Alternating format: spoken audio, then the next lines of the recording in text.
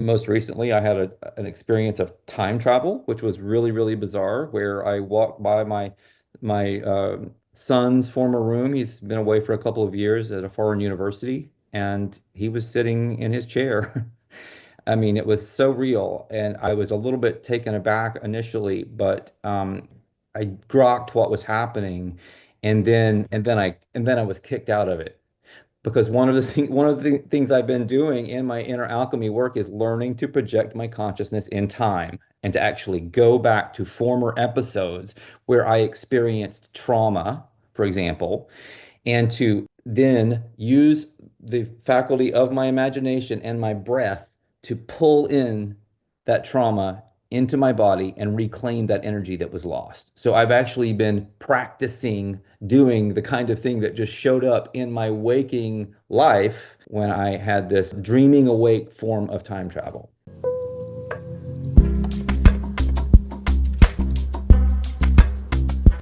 Speaking to Sol Luckman today on the subject of getting out of here alive. His book is titled Getting Out of Here Alive, I believe. I did read a part of it. We're going to be talking about immortality and whatever comes along. Hi, Sol, welcome. Hi there, Zorina. Thanks for having me on your show today.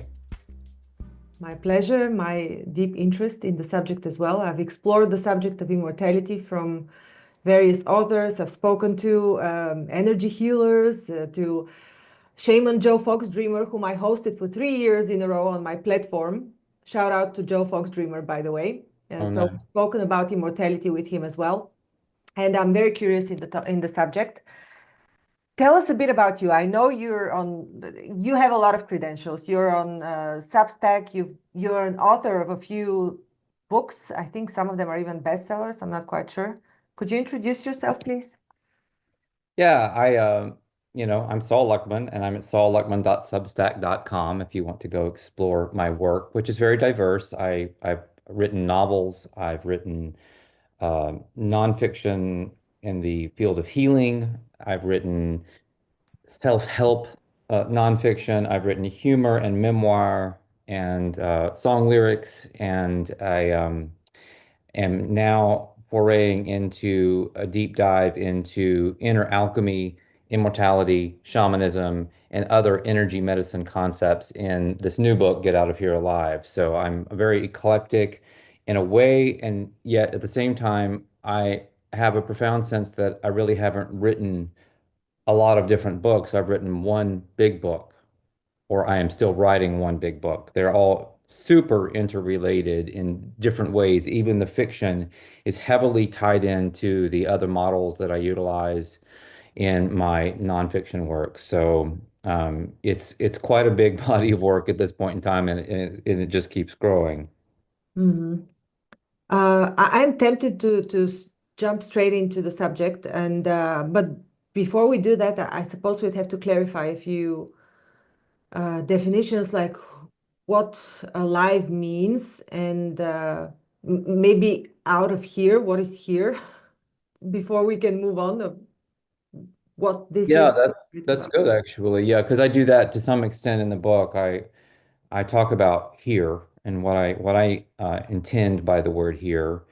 For me, here is a an illusion that masquerades as a reality. There's a lot of interest these days in simulation theory. I do use the analogy of the Matrix, but when I speak about these things, I actually don't mean some technological matrix where people are plugged in. I mean that we're in a dream. It functions like a simulation, but the concept here is that everything is a dream. All worlds are a dream, are different intensities and frequencies of a giant dreaming. So we can change things much more dramatically than we think because we are in a dream that is a little slower moving perhaps than our normal nocturnal dreams, but is nevertheless quite malleable in a lot of ways. And what I'm exploring in Get Out of Here Alive is how to make those changes, how to turn your life into more of a waking dream. And create miracles of manifestation and health and abundance. But beyond these things, beyond these kind of matrix considerations, these real life considerations, there's the possibility of rethinking what the boundary line is for our existence and reinterpreting what death means and how we can interact with it. Mhm. I've by coincidence started reading a book that a friend gave me. It's called "You Are This." It's in Bulgarian, so I don't know if it's available in English at all. Um, I'm still at the beginning, but the book starts by making a summary of all the different religions in India, and I think there are seven major religions, and their concepts of the world of creation, of what we are actually living in and what we are. And you mentioned the illusion, and Maya, as we know, is the illusion, translates as not here from the Vedic texts, Hmm. which means that according to them, Shiva is the unconscious, basically everything that is there, and Shakti then becomes the force that creates everything in existence that as we know it, including the subconscious, so everything visible and invisible, but away from the unconscious. My working concept is similar in a sense. It's that the the energy that we're talking about is a kind of source consciousness, and you could equate it to galactic center. It's also known as the Great Central Sun. It's called Senteatl or the Great Eagle or the Black Eagle or the Eagle, and a lot of forms of shamanism. And it's the force at the center of things that expands outward to experience itself in multiplicity. And in a sense, that is Shiva dreaming. And the energy that comes out of that dreaming process is the Shakti or the prana or the chi. I think of it as the imagination. You could call it mojo, you could call it whatever you want to. It is the force that builds worlds. And so Exactly. Now I remember this was my point that actually the Maya comes out of Shakti, out of the force. Yes. yes, Hmm. yes. So the force is the real thing. The manifest world that it creates is the illusion. So we're talking about a phenomenon and an epiphenomenon. So the reality that we take for granted is actually a side effect of something that is more primary than that, and is ultimately more quote unquote real. I think it's all just variations on the dream energy, personally. Even the Shakti is the primal movement of the dreaming God. Hmm. And again, the God could be dreaming or dreaming awake or some combination. So it's not necessarily someone who's lost in the unconscious. I do go into the relationship between the unconscious mind, the so-called conscious mind, and the subconscious in some depth in this book, and I bring to it a kind of inner alchemy understanding of how those relate and how they even came about and how they relate to human evolution. Hmm. How did you come up with this knowledge? How did you learn this, or how did you download it? I've been doing this for a really long time. I started out over 2 decades ago looking at the relationship between sound and DNA. I came up with the term intergenetic to describe this interface where sound and light, for that matter, can interface with particularly the portion of DNA that's called junk DNA to reach into the bioenergy blueprint, the aura, and manipulate it, change things around. And when you can heal distortions and traumas stored in the blueprint, then the body, mind, and spirit can all heal. So I've been on this path for a very, very long time. And I've gone through lots of study of shamanism, different types of shamanism, different types of energy work, understanding of the body, and then looking into alchemy and internal alchemy through Qigong, which I practiced for a very long time, and inner alchemy, which is more of a westernized tradition that is somewhat related to internal alchemy in the East, but it's just more Western, for lack of a better word. And one of the best series of books on that subject which was very inspirational to me, was John Criter's magnum opus trilogy, where he basically laid out a very no frills, pragmatic understanding of the workings of inner alchemy and how to unite the conscious mind with the unconscious reservoir of our potential via the subconscious mechanism. It's quite fascinating. And he likens that to the tria prima of alchemy, which is the sacred uh, trinary recipe of alchemy. So when you say you're activating junk DNA, is your belief that our DNA has been altered by aliens, or is it not active because we haven't reached this stage in evolution? Yeah, it's a really good question. I do talk about DNA in Get Out of Here Alive. And I know that there are lots of people out there who say DNA doesn't even exist, which is a very interesting assertion. And I address that very specifically in this book because my initial question had to do with the nature of knowledge and the scientific method. And it went like this. Is the scientific method broken or did it never exist in the first place? Because the more I went down the rabbit hole of philosophical skepticism, which basically, is a challenge to anything considered to be um, real in a dogmatic way, the more I began to question the nature of the laws of nature, the laws of science, the scientific method. And what I basically concluded was, and I lay this out in this new book, is that everything is essentially a thought form. It's a thought form produced by a focalization of the imagination. And sometimes we do that consciously. Sometimes our imagination is hijacked and things are created with it that are not for anyone's benefit, except maybe a chosen few. So we have to rethink what we even mean when we say we are this or we are that, because we are what we dream ourselves to be. One of the reasons I believe why there were giants in the historical record is that there was a time when we dreamed those giants. Our collective dreaming agreed that giants could exist, and they existed. Okay. Now that doesn't appear to be the case because the dreaming has changed and we've changed the world. Similarly, I believe DNA is an egregore, a tulpa, it's a thought form, just like everything else, just like you are, just like I am, and everyone else.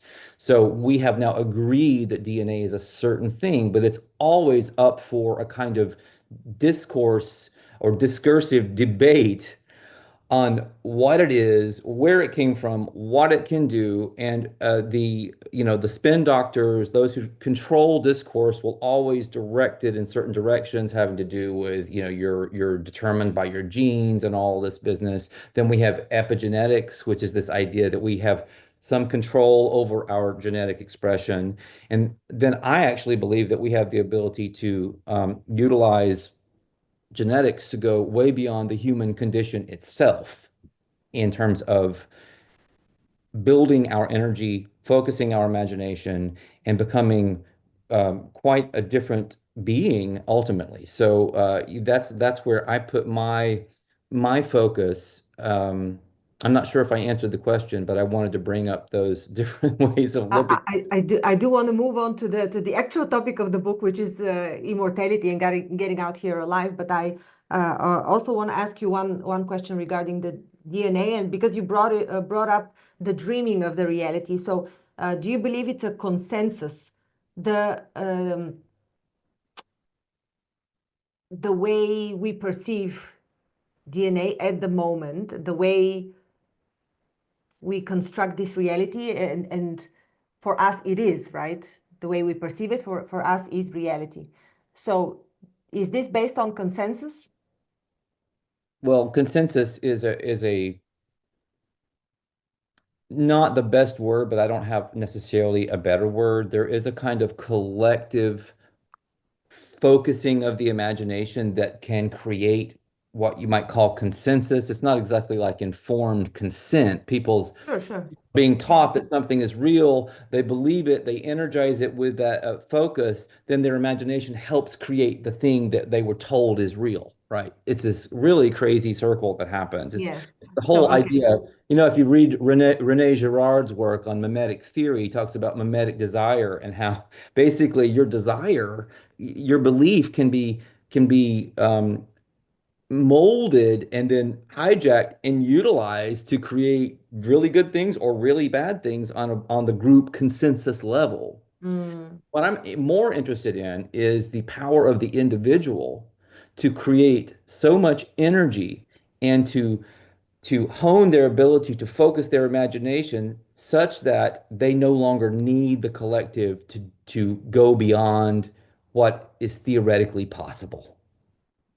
Have you made some research of your own of how much you can impact on your own using, or to what degree, what scope of impact you can have on your own if you've honed your energy to this level?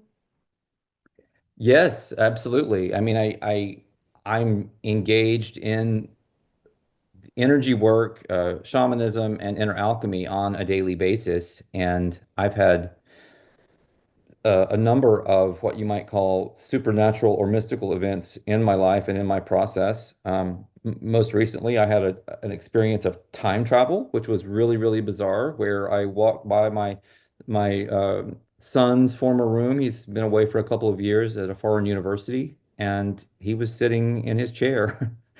I mean, it was so real, and I was a little bit taken aback initially, but I grokked what was happening, and then I was kicked out of it because one of the things I've been doing in my inner alchemy work is learning to project my consciousness in time and to actually go back to former episodes where I experienced trauma, for example, and to then use the faculty of my imagination and my breath to pull in that trauma into my body and reclaim that energy that was lost. So I've actually been practicing doing the kind of thing that just showed up in my waking life just the other day when I had this what felt like, you know, a direct waking, dreaming awake form of time travel.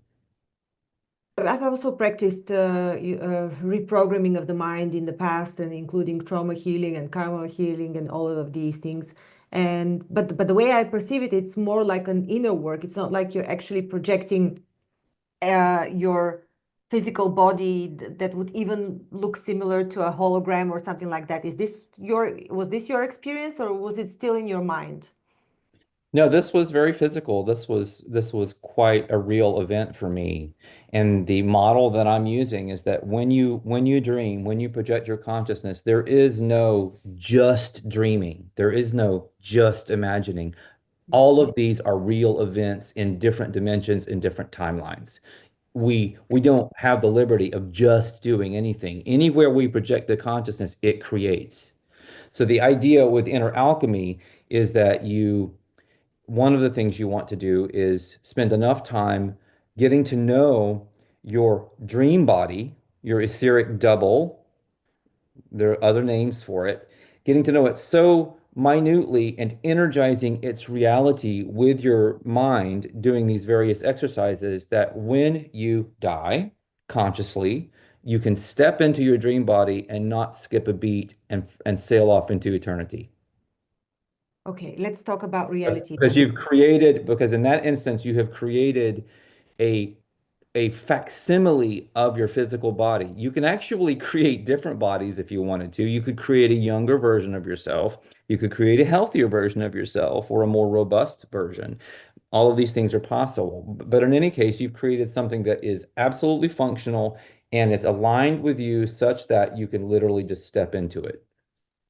But it will still be your ethereal body, like you wouldn't be and maybe okay, let's talk about reality because this opens up questions of what happens after death and what's the point of reincarnation and all of these things which I would like to touch according to your knowledge and the way you perceive it. So So, yeah, yeah. the idea is that when you do what I'm describing, this kind of conscious death, and this type of thing has been documented, whether we look at the rainbow body tradition in Tibet, or the fire from within tradition, or the Dokchen lucid dreaming tradition, uh, the whole light dreaming. The body very often, that yourself, when you do this, will just appear to disappear.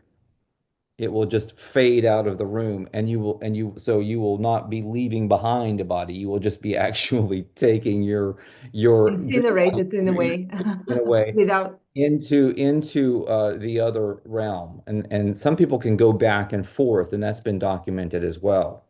This is this been, what was his name in India? Bhagavan. Bhagavan. Mhm. Yeah, I believe his appearance has been documented a few times. And then there was uh, a person from San Francisco that also was in communication with, at least he said, 6 people that were able to do that, step in and out of reality and in their bodies. And one of them was Bhagavan. And I believe I have this book. And he was talking about immortality in the body. I guess what you're talking about, but he passed away. I don't know if he's able to Well, there's come in now. He wrote a lot about this kind of thing. Yeah, I think it's Um, him. yeah, he had a lot to say, and I've written about him in my books on regenetics, specifically conscious healing, where I was looking into the light body and the idea that what happens when you activate that body is what this biochemist named Colm Kellerer called a transposition burst, where your genes, rather than just a few switching epigenetically, to change some behaviors or some conditions, that a transposition burst would involve the simultaneous uh, awakening and silencing of tens of thousands of genes. And you literally would become a different species in real time. What you're saying is this is what was described by the book, and this is what it's meant by the body disappearing physically and coming in and out of physical reality. I'm saying that's one way of interpreting what Mm. happens when you build up that kind of energy and go through that kind of transformation that has produced bursts of light and rainbows and all kinds of things around people who have apparently done it. I see, I see. Okay, so what normally happens then to people after they die? According to the Vedic tradition and the Eastern philosophies, the soul dissolves in the unconscious. So it becomes, but does it contain still the memory? Somehow it has to, because in the process of reincarnation, it still has access to it. How does it work in your worldview?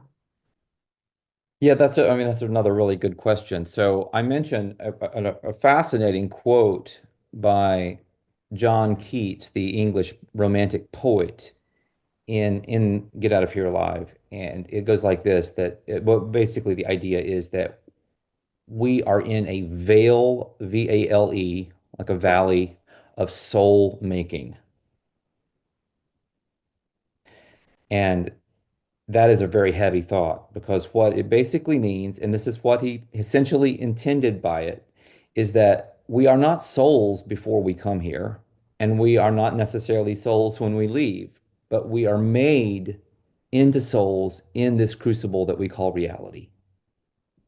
So there is no such a thing as your individuation past your death, unless you want to be still individuated.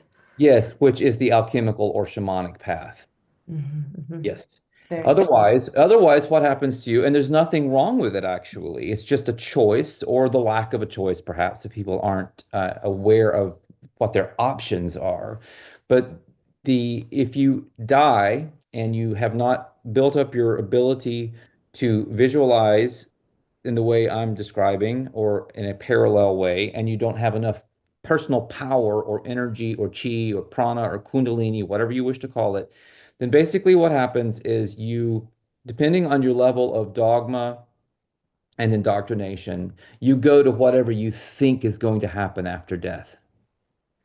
And you are given all the time you need to figure out that what you're in is a kind of holodeck illusion that you're creating with your mind, that it's not real. And you are eventually allowed to continue your journey down the Great Rift, down the Black Road through the Milky Way into Galactic Center, and you're re-embraced by the Eagle or the Central Sun and re absorbed by that energy. Your experience is taken into its collective mind, and you lose your individuality. And essentially, at some point in time, you would reincarnate, but not as the same being, not even as the same energy signature or anything like that. You would just be your energy would be reused to create another experience that wouldn't directly connect to you. Hmm. At the same time, there's all kinds of different timelines.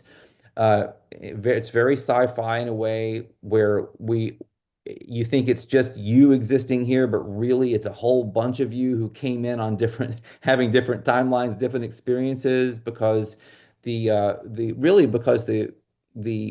brilliance of the human energy is such that it allows for that multiplicity.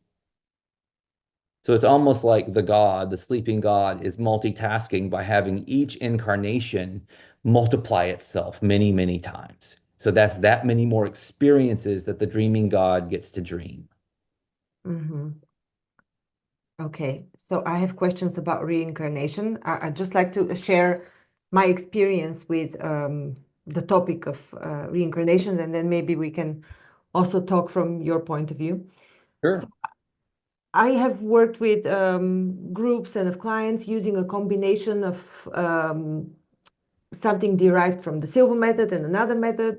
There are actually a few methods that I'm using for mind reprogramming.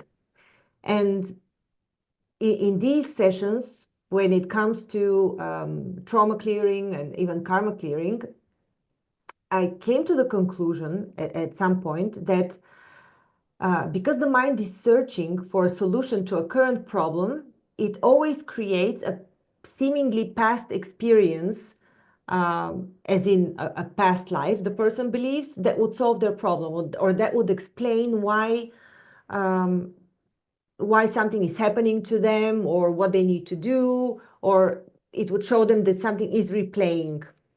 But it's a completely different scenario, but it still gives them a clue. And so maybe in some cases, these were indeed past lives, but I believe in most of the cases, what I've observed, people create a very believable for them life, past life, that helps them solve a problem or create or a more orderly view of their world. So when these souls, they do not contain so much power, disintegrate in the central sun, when they come back, do they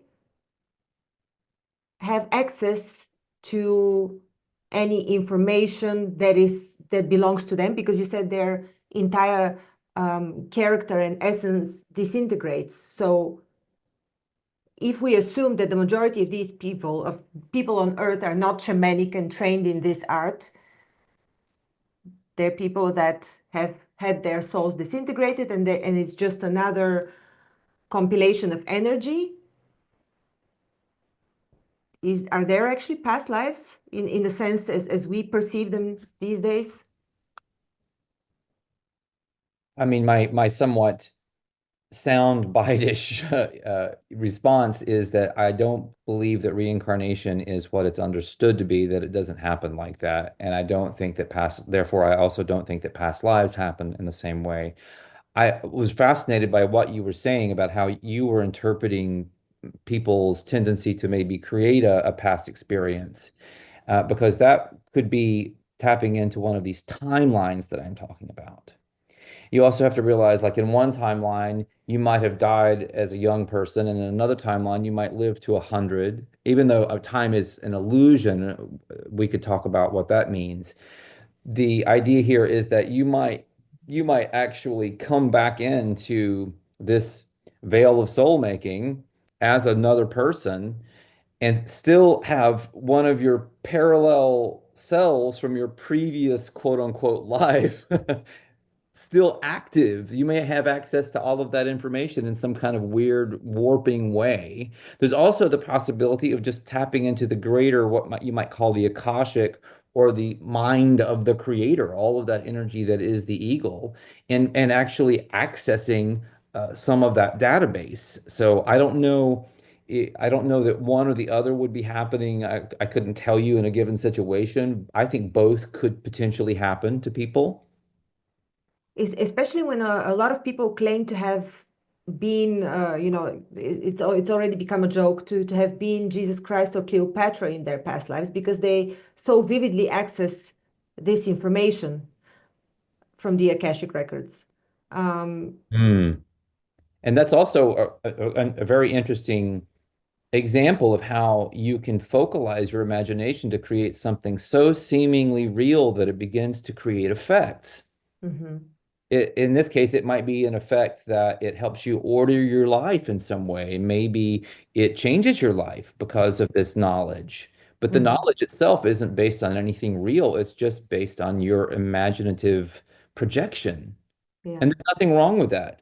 Which My is also in a sense real, as you said. it is the Yeah. only quote unquote real. Yeah. My goal is to encourage people to really think outside the box about these things and begin learning how to focus the power of their imagination. It can help you in the long run with this immortality question that we've been chatting about, but it can help you in the short term with your life and your ability to live better, to be healthier, to have a more fulfilling experience in different ways. It's just an important piece of becoming what we can become. Mhm. We are that. We are that focus of the imagination. So, or the imagination flowing through a kind of a vessel of perspective. Yeah. Can you give us a bit of detail of what exactly you're doing with your clients? You said you're working on healing, energy healing, and what are some ways? I know you have specific exercises, but maybe you can share something, not necessarily a whole exercise, but a concept that would help people manifest better or even. Sure. Yeah. I mean, my work in energy medicine goes back a long way. And over 2 decades ago, I was really sick. I had an autoimmune illness, and that's when I developed regenetics and the regenetics method. You can find a book called Potentiate Your DNA where you can learn how to do the first part of this method. It's very powerful. It's called potentiation. And it's a form of sound healing where you essentially sing to your DNA and you think to it. And so you're using the focus of your imagination. You're also using your voice to connect with the DNA, to tell the DNA to go into your biofield, to tune it up, to heal it, and to invite that healing back into your daily experience. So that's a kind of no-brainer, something that people can do and get a lot out of pretty quickly. In terms of this new book, Get Out of Here Alive, I teach several different concepts. Not all of them are mine. The book is basically divided into two parts. The first part, if you want to speak in shamanic terms, is the not doings. So the not doings are the things that you stop doing that have been basically taking your energy away, taking your focus away.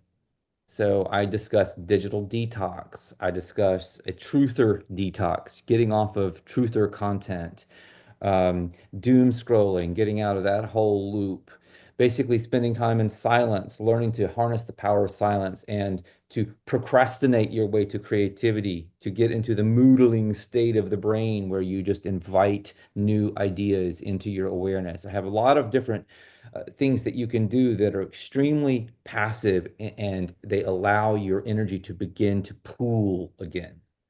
And that can then empower you to take on the exercises in the second half of the book, which are the doings. And so the first doing I discuss is shamanic recapitulation, as described in the work of Carlos Castaneda and Taisha Abelar. And that has to do with breathing back, going back and revisiting your traumas and breathing in the energy that you lost in those situations and giving back the energy that you took away from other people. And that's a real house cleaning and a beautiful thing to do. Then I get into techniques from inner alchemy that were inspired by John Kreider's books, having to do with absorbing and reabsorbing your energy. So it's a form of mental projection where you're actually going either back in time or into the future, where a future theoretical timeline that you've energized and created into something pseudo real with your worry, your stress, your doubt, your fear, your concerns, etc. So you can go into those future timelines as well and pull back in the trauma that's being created. Again, time being an illusion, everything happens in a present moment that just appears to have a temporal trajectory to it. Really, it's just a stacking of intensities that we have all around us that we experience as time. Mhm. So that's the second thing that I teach people how to do in the book to get started doing that.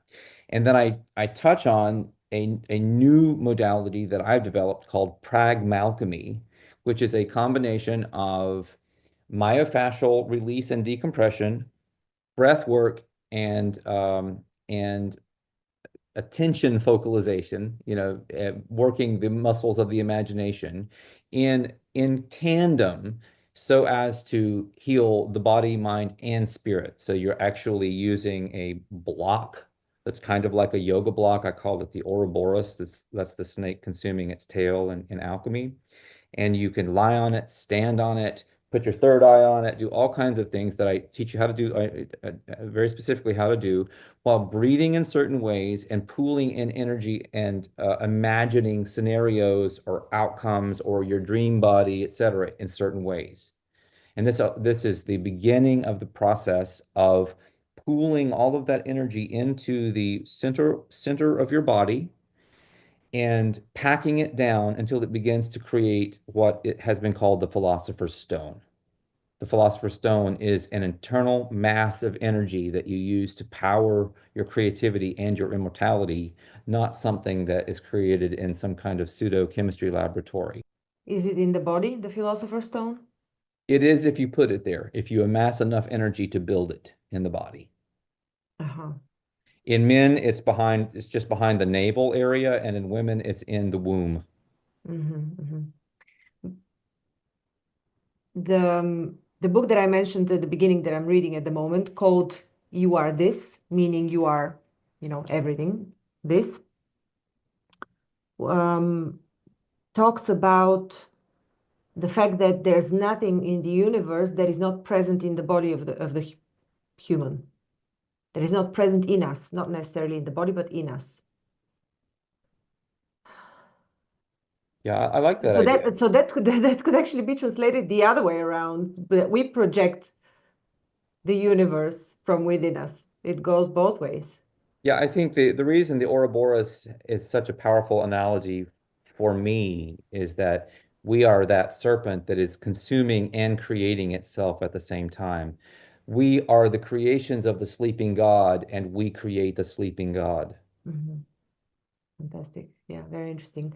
Um, do you have groups or how do you coach? Do you coach people at all on these practices? I do offer one-on-one coaching for people who want that, whether that's in relation to regenetics or pragmalchemy. I have a website that's phoenixregenetics.org. You can go explore these worlds there. And otherwise, people who get your book get out of here alive, get out alive, Get out of here alive. get out of here alive. Are they going to be able to follow and practice the exercises on their own?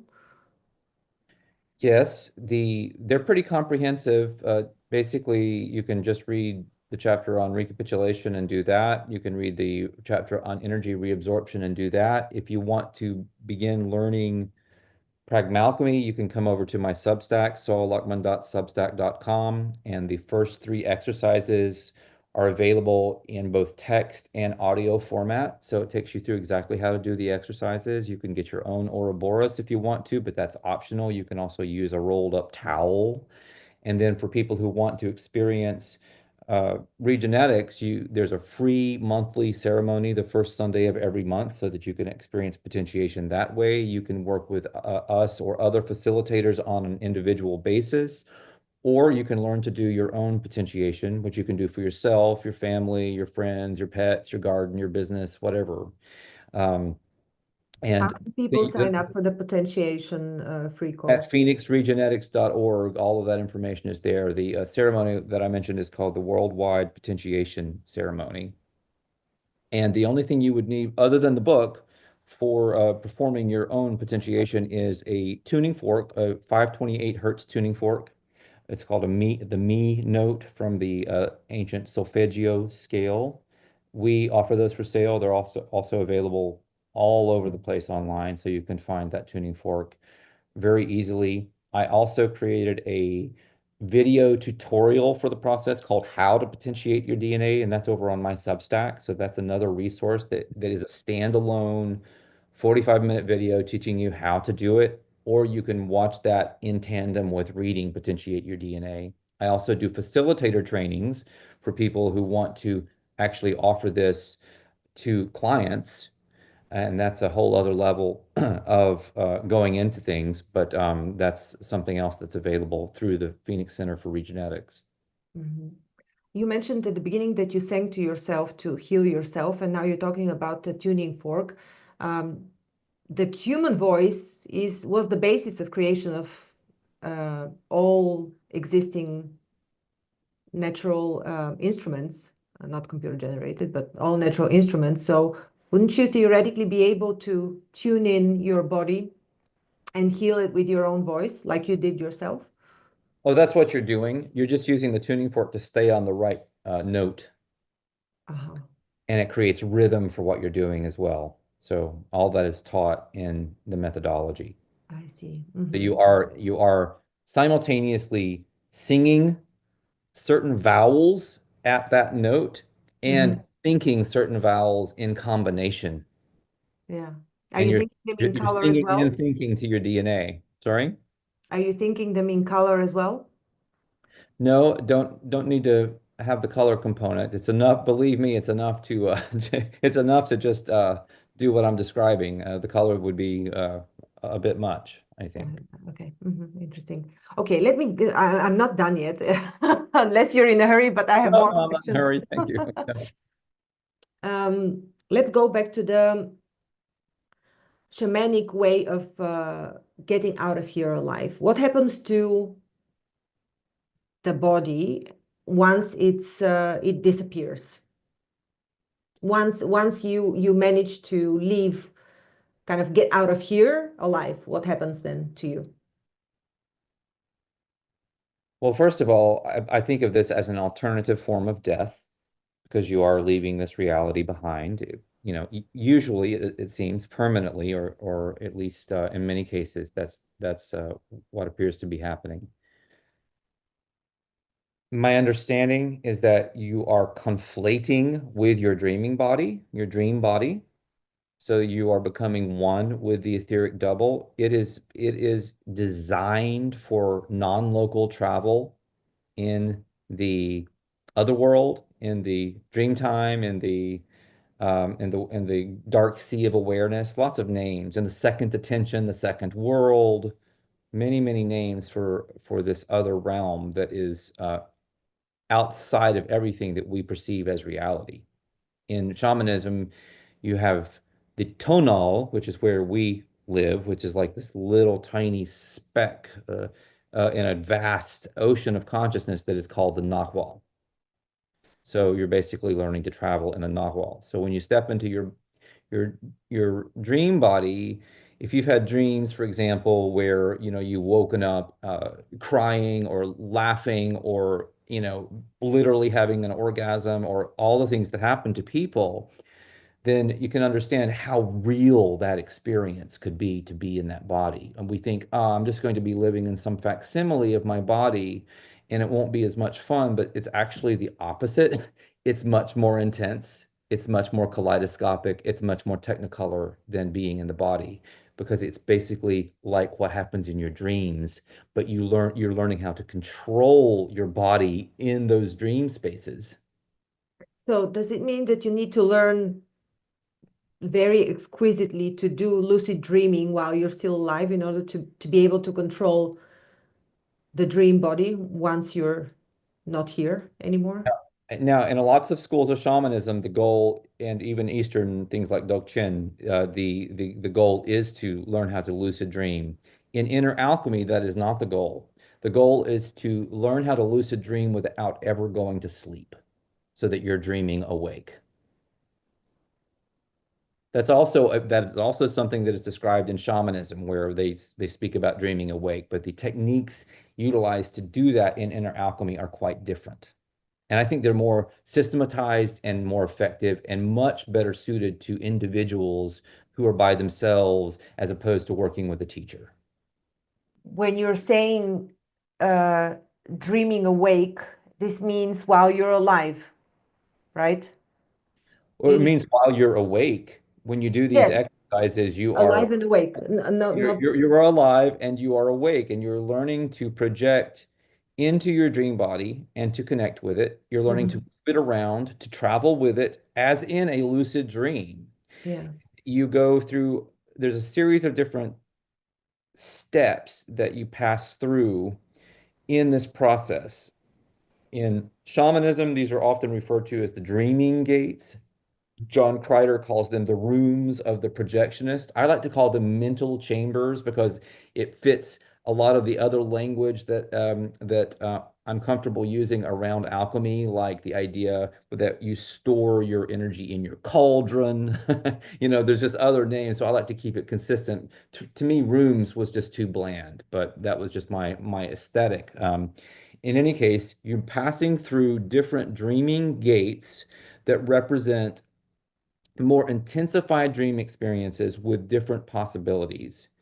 And you're learning to master those situations such that you go from just forcing the situation that you're in almost to, you're imagining it so hard and it seems kind of artificial and contrived, like I'm just making this shit up, right? To, oh my God, that's happening and I'm not making this shit up. To, oh my God, that's happening and I am making this shit up, but I'm not making this shit up. I'm making it up for real. Yeah, I'm making it up for real. It just got real. And Mhm. that's when you actually tap into that vast reservoir of the unconscious and the vast uh, dark sea of awareness that is the Nahual, and you're able to travel in it. Mhm. What is Nahual? It's the second attention, the second world, the dream world, how, different names for it, the other world, Mhm. time So, so space. okay, there's this one concept, at least on Earth. I don't know how it works outside of the matter, although it should be similar. So there's this concept of the morphogenic fields that state that whatever experience the first group has had with something, anything, is uh, replicated in the experiences that follow in the steps of the first experience. Let's say you've taken a drug and somebody else taking the same drug will experience the effects of the first group of people that have taken the drug. And this is just the most common example that I give, but it applies to a lot of things. So does this mean that did you say Nahuat? Nahuat? Nahual. Nahual? Does this mean that the Nahual is created by the first experiences of the first shamans? Who is it created by? Is it directly created by Shakti? Yeah, I would say it's created by the dreaming god using Shakti. Okay. Now, I really like what you had to say about the whole morphic idea, and I cite Rupert Sheldrake a couple of times in Get Out of Here Alive. Basically, I mean, he even posits that our genetics that they don't really work via. material genes in the way that we think. They basically work like memories of morphic experiences that are Yeah. stored in the database of the morphic field. And in this model and in the model of wave genetics that was developed by Vladimir Poponin and Peter Garayev, the idea is that all of our genetic blueprints, what I've been calling the biofield or the bioenergy blueprint or the aura, this is the realm of the Nahual. That's where all of the blueprints are stored. Mhm. Dewey Larson would call it time space. It's the counterpart to our world of space time. So when we're accessing that information and healing trauma that's been stored away, we are traveling into that realm in some capacity or otherwise accessing it. Mhm. Okay. I'm gonna have a throwback to the first part of the conversation that we had regarding the DNA, the the sort of a consensus that we talked about. It's not really consensus, but we agreed to call it consensus temporarily, for the lack of a better word. Sure, sure. So, when it comes to our reality, let's talk about something that some people are convinced of one way or the other, the shape of the earth. Is it flat or is it round? Could this be also a matter of fact of the consensus? Yes, basically, and we've seen different debates rage in recent years, one having to do with whether a certain germ existed and whether it was causing problems on the world stage. Basically, what you have is you have two groups of people engaging their imagination, fighting against each other for supremacy, and which one will win out on a much larger scale and take over the discourse. Mm-hmm. That's what you have. It's Yeah. all divide and conquer. It's supposed to be this way. It's engineered via what I call the dragon to loosh or which means to extract the energy of people while controlling them on this loosh farm. So basically, we're looking at a bunch of sheeple fighting each other on a loosh farm, and they don't even know they're on a loosh farm. Who is the dragon? The dragon is the great archon, the demiurge, Yaldabaoth, Saklas in Gnosticism, Ahriman, Satan, God of the Old Testament, the alien a god who blows up whole cities. The dragon has many names if you look at it in different historical periods and in different cultures.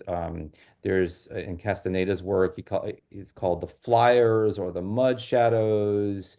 Mesoamerican shamans from another tradition call it the Yeyeli or the Enemy Within is another name. Lots of different names, but basically you could think of it as something like the Mind Flayer from Stranger Things. And it's the also the serpent that entered the garden. And that's a whole story having to do with how we were living in the Garden of Eden, which was the vast reservoir, the vast garden of our unconscious mind. And that's the dream time. And when the dragon entered, it offered us an alternative so that we would know ourselves. This was the fruit of the tree of knowledge. I just go into a story of how we ended up with the conscious mind that we have. And the upshot is that it's not really our mind, it is the mind of the dragon. So that voice that we hear in our minds, that self-defeating, nagging, irrational, hysterical voice sometimes is not our own. It's the mind of the dragon. So a lot of the techniques that I teach are designed to have people basically learn how to silence that voice and reclaim their own mental space. Mm-hmm.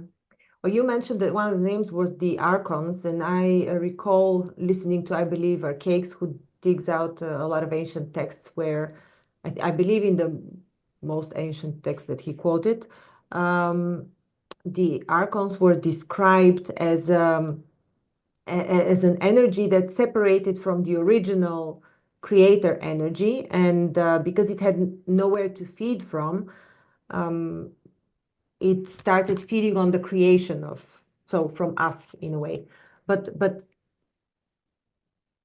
theoretically, if it's out there, it's also in us. So this energy that is the opposing energy already also lives in us. This is the way we are created.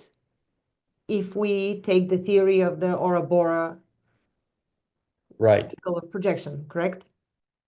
Yeah, I mean that's very, very astute.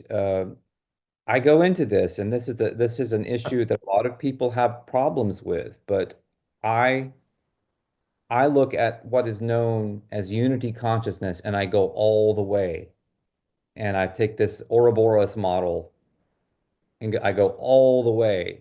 And when you do that, there is only one of us here. There is no individuality, really. There is a singularity that is experiencing illusions of multiplicity, and that means that we can only be the dragon also. Yes. Therefore, we are our own spiritual opponent who is also a kind of spiritual mentor in a kind of tough love way. Like you could think of this not so much as a classroom, but as like a dojo where you're Mhm. getting your ass kicked by a Mhm. vastly superior opponent or peers vastly superior until you begin to learn what you're capable of, like Neo in the dojo with Morpheus, and he begins to step into his power. And when you do that, you can become stronger than the dragon. I enjoyed this conversation so much, Sol. You have no idea. Well, that's very, very sweet of you. I really, I mean, you asked great questions, so that's been a pleasure. Fantastic. When is your book coming out again? A week from today, March 20th. March So 20th. people have this week to request a free review copy, so they can go over to my Substack and find where that is. And I'm also serializing the audiobook of Get Out of Here Alive on my Substack, and I read it, so it's me. I'm not a professional reader, but at least it's me, and I know my book, so that counts for something.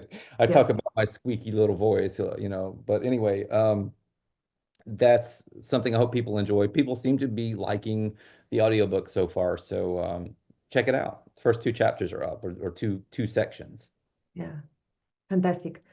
So this video will probably come out on an eclipse. Is this good? Or do Yeah, we make it good?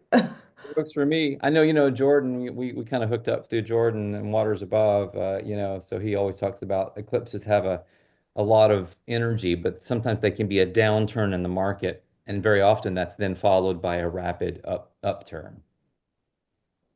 Okay, so I'll wait for the eclipse to complete and then I will post this video. Okay, that works for me. Fantastic. I had a blast. Thank you so much. Well, thank you. I did too. I really appreciate it.